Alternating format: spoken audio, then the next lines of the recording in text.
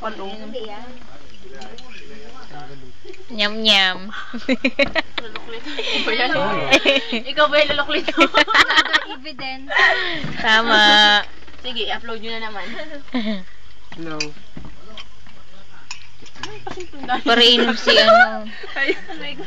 Malalasing na si Tekla sa pulutan.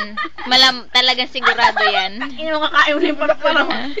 Binuksan mo naman. Hindi na naman, namamas ka mo na dyan. Dali lang, simple lang ba? Ha? Hapyaw. Di lang kita pinuntahan dyan ay. Sino yun? Yung bata na yan, oh. Patay na patay kay Pigeon dyan. Sa mga gan. Ako mas, ako mas. Bata? Ah, sige, ikaw. Eh, ikaw na nga pala. Uy, you want us? Uy, pohingi naman. Nagkakalim. Pahingin laki mi. Nahila kini. Uy, Melissa. Pulutan niya. Hindi yan lulaw. Gabihan daw niya yan. Hindi kasi daw pa nag-ano siya niya, matagay siya. Ay! Ay, sorry po. Bakit? Ayos yan, boy. Ayos yan, bay. Bay, hati tayo. Hindi. Sinasadya yan. Hindi. Hati tayo, Jay. Ay, ano? Kahit patiglay. Bawal daw yung hinahati. Bakuna mo naman yung pagsubo mo. Kinalog-kalog ko pa. Ay, wala na. Hindi naman maalat yung laki mi. Hindi kasi. Hindi naman napaalat. Walang. Ulat nga.